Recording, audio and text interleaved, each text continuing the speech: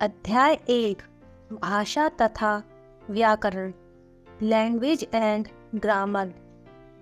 भाषा शब्द संस्कृत की भाष धातु से बना है, जिसका अर्थ है बोलना। मानव समाज सदैव अपने भावों एवं विचारों का आदान प्रदान एक दूसरे के साथ करता रहता है। भाषा ने ही मनुष्य के लिए विचारों व भावों के संप्रेषण को आसान बनाया है। इस प्रकार हम कह सकते हैं कि भाषा मनुष्य के विचारों व भावों के आदान प्रदान का एक माध्यम है। भाषा के मुख्यतः दो रूप होते हैं। एक, मौखिक भाषा, जब हम बोलकर अपने विचारों की अभिव्यक्ति करते हैं तो वह भाषा का मौखिक रूप होता है। मौखिक भाषा ही भाषा का मूल रूप है। मुख से उच्चारित ध्वनियाँ इस भाषा का आधार होती है। भाषण, बातचीत, दूरभाष, नाटक, वाद विवाद आदि मौखिक भाषा के उदाहरण हैं। 2, लिखित भाषा, जब हम लिखकर व पढ़कर विचारों का आदान प्रदान करते हैं तो उसे लिखित भाषा कहा जाता है। लिखित भाषा का विकास मौखिक भाषा से ही हुआ है। उपन्यास, कहानी, समाचार पत्र, सूचना पत्र, प्रतिवेदन आदि लिखित भाषा के रूप है। लिपि, भाषा को लिखने के लिए प्रत्येक वर्ण के चिन्ह निर्धारित किए गए हैं। ये चिन्ह ही लिपि कहलाते हैं। संसार में अनेक भाषाएं प्रचलित हैं व इन भाषाओं को लिखने की लिपियां भी अलग हैं। हिंदी भाषा की लिपि देवनागरी विश्व की एकमात्र वैज्ञानिक लिपि है, जिसमें लेखन व पठन में एक रूपता पाई जाती है। यह लिपि बाईं से दाईं ओर लिखी जाती है। संस्कृत, मराठी, कश्मीरी, कोंकणी, नेपाली, संथाली, बोडो आदि की लिपि भी देवनागरी है। अंग्रेजी, जर्मन, फ्रांसीसी की लिपि रोमन, उर्दू की फारसी, पंजाबी की गुरुमुखी तथा बंगाली की लिपि बांग्ला है। भारत की मान्यता प्राप्त भाषाएं। भारतीय संविधान द्वारा मान्यता प्राप्त भाषाओं की संख्या 22 है, जो इस प्रकार है: असमिया, गुजराती, हिंदी, बंगाली, बोडो, डोगरी, कन्नड़, कश्मीरी, कोंकणी, पंजाबी, उर्दू, मैथिली, मलयालम, मणिपुरी, मराठी, नेपाली, उड़िया, संस्कृत, तमिल, तेलुगु, संथाली तथा सिंधी। हिंदी भाषा 14 सितंबर 1949 को संविधान के अनुच्छेद 343 के अनुसार हिंदी को भारत की राजभाषा घोषित किया गया है। राजभाषा वह भाषा होती है जिसका प्रयोग सरकारी कार्यालयों में राजकीय कार्यों के लिए किया जाता है। 14 सितंबर को प्रतिवर्ष हिंदी दिवस के रूप में मनाया जाता है।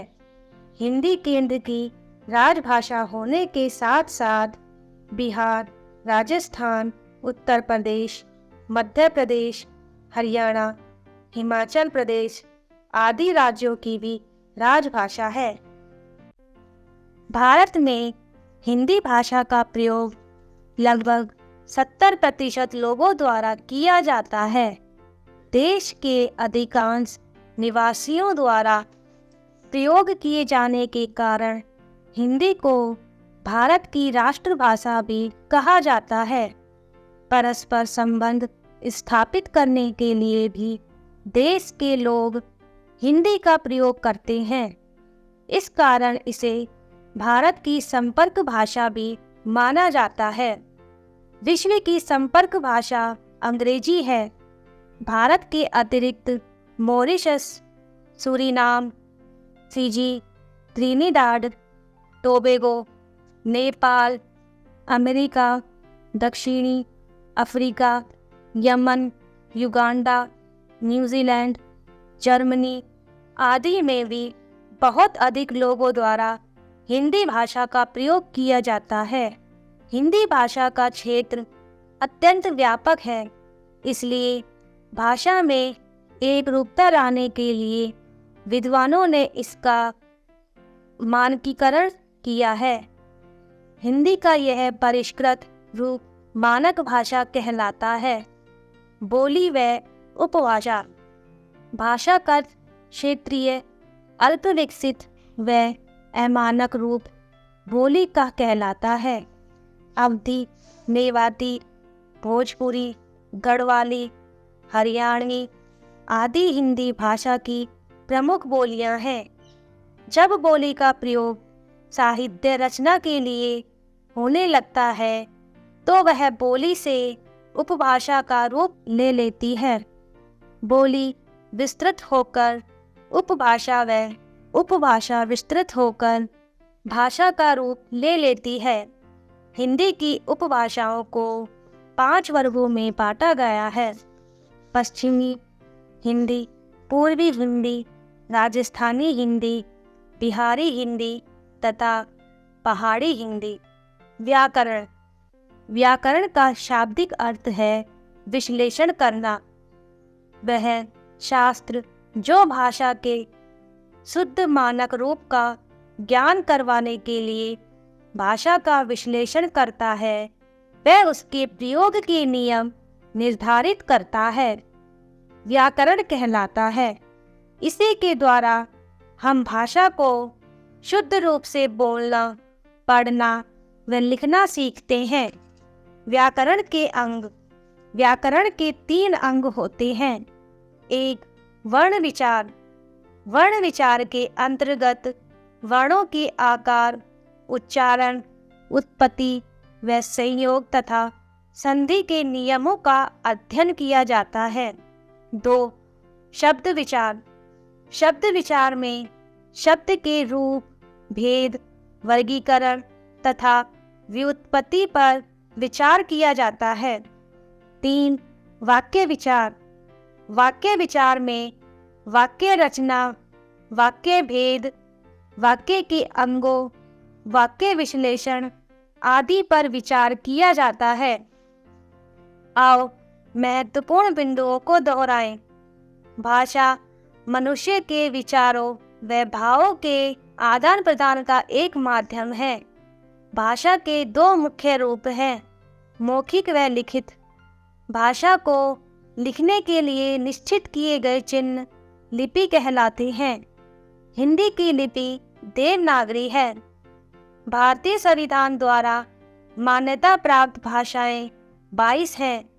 हिंदी भारत की राजभाषा है।